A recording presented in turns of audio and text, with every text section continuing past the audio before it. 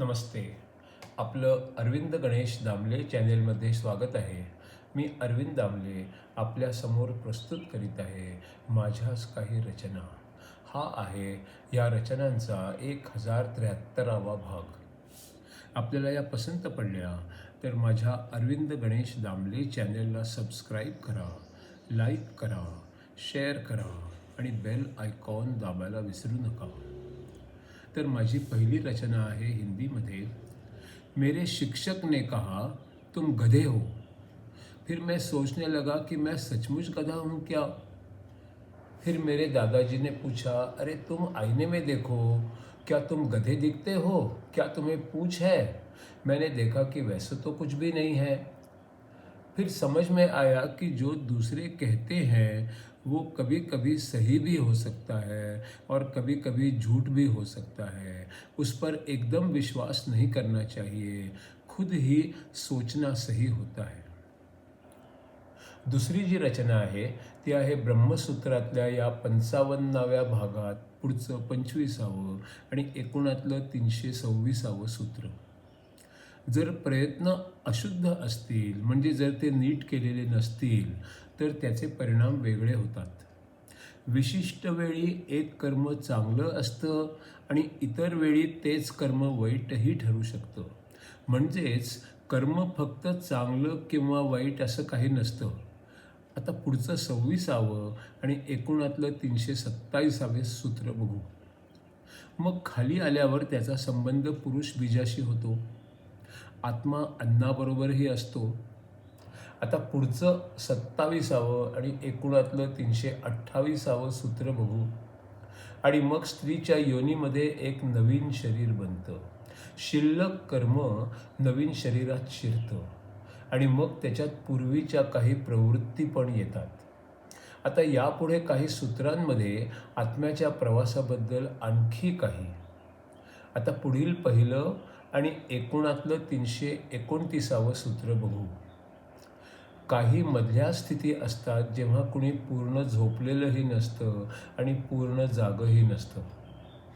उदाहरणार्थ स्वप्नातली अवस्था.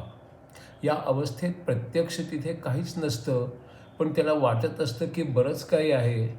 घटना पण घडतायत आणि त्यांचे परिणामही होत आहेत स्वप्नामध्ये असेपर्यंत. जागं झाल्यावर ते सगळं खोटंच असतं हे कळतं. स्वप्न ही दोन जगांच्या मधली अवस्था असते.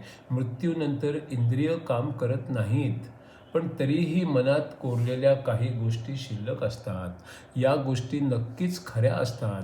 आता पुढचं दुसरं आणि एकूणातलं 330वं सूत्र बघू. काही जण म्हणतात की आत्मा त्याच्या इच्छेप्रमाणे सगळं, अगदी पुत्रसुद्धा निर्माण करू शकतो. तो सतत जागा असतो आणि नवीन नवीन इच्छा करत असतो आणि त्या पूर्णही करू शकतो. वेद म्हणतात की आत्मा ब्रह्मासारखाच शून्यातून विश्व निर्माण करू शकतो. जे चांगलंही नाही आणि वाईटही नाही, पण जे फक्त आहे असं काहीतरी तो असतो. आता पुढचं तिसरं आणि एकूणातलं 331वं सूत्र बघू. पण स्वप्नातलं सगळं माया असतं, कारण ते स्थूलपणे तर असतं, पण पूर्णपणे बारीक नाजूक पैलींसकट व्यक्त होत नाही. स्वप्न तसंच तर असतं. आता प्रश्न पडतो, सारेच्या सारे पैलू म्हणजे काय? म्हणजे ज्याच्यात घटना आहेत, हालचाल आहे, ते होणारी जागा आहे आणि तो काळ पण आहे. आता शंका अशी की जे आयुष्यात कधी घडलंच नाही त्याचंही स्वप्न पडू शकतं.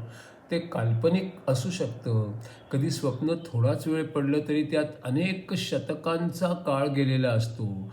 प्रत्यक्ष रात्र असताना दिवस वाटू शकतो. याचाच अर्थ ही सगळी मायाच असते. आता पुढलं चौथं आणि एकूणातलं 332वं सूत्र बघू. असंही लिहिलं आहे की स्वप्न कधीकधी एक संकेतच फक्त असतो. कधीकधी पुढे काहीतरी चांगलं किंवा काहीतरी वाईट घडणार आहे याची पण ही सूचना असू शकते. तरीही नेहमीच तसं काही दिशादर्शक नसतं आणि बऱ्याच वेळा स्वप्न हा एक भासच असतो. कधी माणूस जागा असतो, पण त्याची इंद्रिय झोपलेली असतात. ब्रह्म आणि आत्मा स्वप्नात काहीही करू शकतो. आता पुढचं 5वं आणि एकूणातलं 333वं सूत्र बघू. ब्रह्मावर ध्यान केलं तर जे गुप्त असतं ते स्पष्ट होतं. कारण आत्मा, त्याचं बंधन आणि स्वातंत्र्य ब्रह्मापासूनच मिळालेलं असतं. ब्रह्मा आणि आत्मा यांना तेवढंच ज्ञान असतं आणि ते माणसाला ज्ञान झालं की ते कळतं. ज्ञान झालं की ब्रह्माची कृपा होते आणि पुनर्जन्म होत नाही. सगळं ब्रह्मच होऊन जातो. आता पुढचं 6वं आणि एकूणातलं 334वं सूत्र बघू. आत्मा शरीराशी जोडला गेल्यामुळे त्याला काही आवरणे असतात. खरं म्हणजे आत्मा ब्रह्मच असला तरी त्याला ज्ञान असणार आणि ते दैवी पण असणार. आत्मा शरीराशी जोडला गेलेला आहे, मग त्याला बाहेरून ज्ञान मिळवायला का बरं लागतं?